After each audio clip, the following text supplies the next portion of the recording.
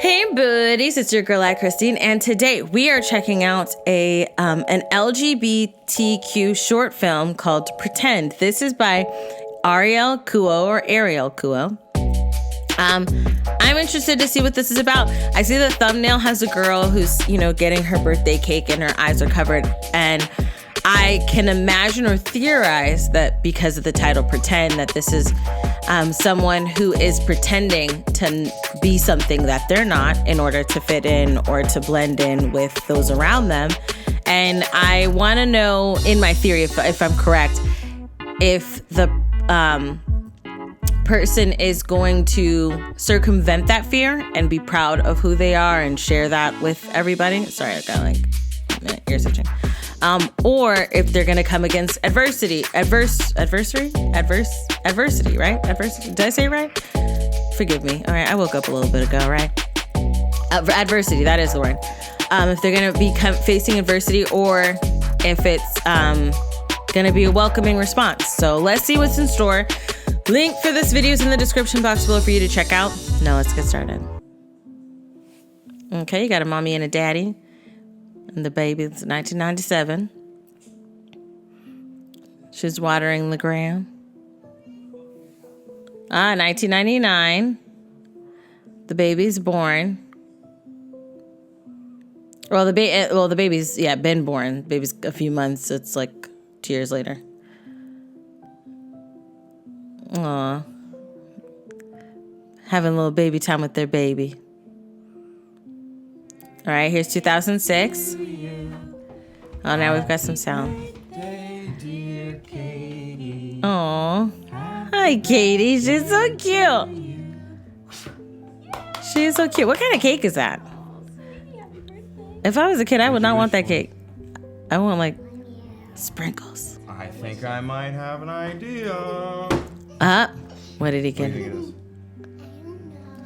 Oh, she's like, I don't know. Let me turn this out. Actually, let me put the captions on. Nope, can't. Barbie party! We got the prince, we got the princess. Oh, it's like a Barbie queen. Oh no, a wedding. And their kids? That's very progressive for Barbie, to have the kids at the wedding. Said as she kissed her prince, and they all lived happily ever after. You notice that they keep saying prince, and like in the Barbie thing, they said the prince first. Oh, little baby. Oh, it just makes me think of my daughter, my little bean. Oh, you see Ariel and Prince Edward. Wait, what years? What years is that guy? Looks. Hold on. What? I'm trying to see the year. Okay, 2019. Oh, this is a little bit ago. How'd you guys meet? What's he eating? He's eating something different from everybody else. AP Bio class. Yeah. What? I didn't know you were an AP Bio. Yeah, they just they just moved me up. Really? She usually doesn't do particularly great with the sciences, so. All right, Dad. Okay. I mean, I see the report cards. Oh. Okay, we got it. They're nice parents. You're an AP Bio, right? But they don't have a solid story. So what do you do? What do you want to do? Now I'm looking at being a veterinarian. Yeah. He said a veterinarian. Working at I know, like, the point of this isn't the dialogue, Well, not all points of it is the dialogue. There's a little bit of pointed dialogue. Thanks for your help. Oh, Yeah. Anytime. see, that's what it is. I don't think he's bad for taking money if she offered to pay, But I guess maybe they've been asking about boyfriends and stuff because, is it something you really felt like you had to do, is have a boy come home?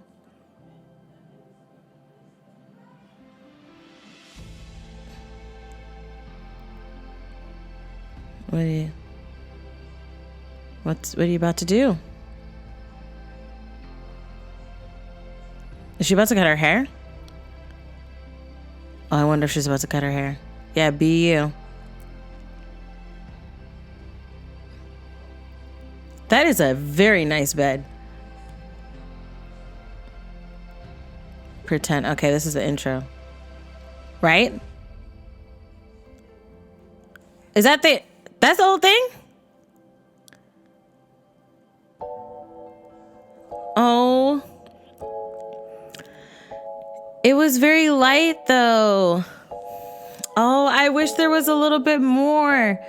That was very, very light. Like, I appreciate the nods because there was nodding, right? In regards to having the term of the father and the mother, they give her a doll set and they say Prince first. You know, they're using pointed dialogue to direct you, to target a certain thing, right? And they're like, hey, you're the princess. This is the prince. This is who you're going to marry. Then when they meet, or later on when she's telling the story, they say prince. You know, they're really trying to point that between media, the parents, what they were doing, and the parents weren't bad parents. I do love that they were loving parents, you know? It wasn't one of those situations where someone's got horrible parents. It's like, I hate my parents. I can't stand them. It's a simple situation where you've got loving parents who, you know, they're not trying to do anything wrong to their child. They're not trying to purposely direct them like, hey, you can only like boys. It's all you can like. That's not anything that they're saying. It's just the natural progression of certain situations when a lot of times when parents are buying a toy for their child, they tend to try to do gender specific toys, right? If it's a girl, they try to get the girl toys, or they're like, oh, you can have the girl marry the guy. They do, in a traditional sense, stick to those gender tropes, right? So it's not that they're doing anything out of spite or malice towards their daughter. It's just the natural progression of those things. But you can see that it tears at her when you see it's in 2019. So she's a teenager because they said AP Bio, I believe. So that means she's probably, well, you could take AP you could take it at freshman, you could take an AP class. So she's in high school. That's all we know. And she pays a guy. She's so conflicted that she pays a guy. And I do think, for me personally, that this film was less about how external things were causing her to hide and more how internal things were causing her to hide, because the parents weren't pushing a rhetoric, right? They were just like, hey, how's everything going? What are you doing? What are you up to? And they're very loving parents. And I think this is more so one of those situations where the person is scared. Like the daughter, she knows who she is, and she's just really afraid of coming out. She's afraid of the response. So she pays a guy to be her date, or her beard, when it comes to her parents. So that way she doesn't, give off any hints or any ideas of how she truly feels or what she really thinks. And that part is very, very sad. I think it's one type of sad where you have someone who wants to come out, but the parents are like extremely strict with the rhetoric of, oh, you can only marry the opposite sex. That's just it. You're a man or you're a woman, and you marry a man or you marry a woman. Like that's when they're beating it in aggressively to abusively, right? In that realm. That's one type of sadness. It's another type when you have loving parents that more than likely would have accepted you anyways, but you're suffering internally because you're so afraid. You don't know what they're going to say or what they're going to do because this is new to you. You weren't gay before. The phrasing of that is wrong. It's not that you weren't gay before or you didn't have these feelings before. This is new to you. It's not like you had a past life, went through this, and then came back, and then you're like, oh, it's going to be fine. I've done this before, It's new to you. It is new to you. Coming out to and it's going to be new to your parents, unless you have a sibling that is, in the LGBTQ plus community.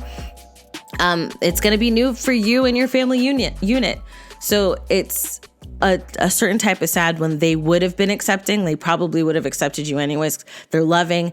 They don't care what you do or who you are as long as you're safe, those types in that realm of parenting. and you suffered internally for a while because you were so afraid, you know? So that's another side, another type of sadness that I in this situation, it seems like they would have accepted. I feel like in this situation, I mean, it could go either way. You know, they could have been fine now, and then after that, she tells them, they're like, get out the door, because that ish happens. But I imagine if this film were to continue, that she would have come to them that same night, that when she, instead of, because I was like, is she cutting her hair? Let's imagine instead that she was walking to go tell, it said BU behind her. I think she might, now that I'm saying this, I think she might have been going to her parents to tell them the truth, right? And I imagine there would be a moment of silence for the parents to accept something that they never, they obviously could not foresee this, right? Because they were really like, oh, she's got a guy type of thing. So let's say that they couldn't see it happening, and then she lays this news on them. I could see them taking a moment to try, you know, soak it in, and then be like, you know what? I don't understand it, but I love you. And if this is who you are, I want to support you and make you feel supported. That is, I feel like I was about to cry there. That is how I feel that this story would have went if it continued, you know? And like I said, it could go anyway. But that's where I feel like the natural point of what we've seen so far would go. But let me know your thoughts down below in the comment section. What do you think of the short film? Where do you think it would have went? You know, what insights do you have on the character or the parents? Let me know down below in the comment section. And let's keep it respectful. No hate, no aggressive anger or anything like that towards each other. I mean, if you had a bad situation, you're just expressing your situation, that's one thing. But let's be respectful to each other in the chat or in the comments down below. But yes, if you liked the video, check out the link in the description box below to support the creator, Ariel Kuo. If you like this video, hug the life out of that like button. I love you guys as always. And until next time, buddies. Toodles.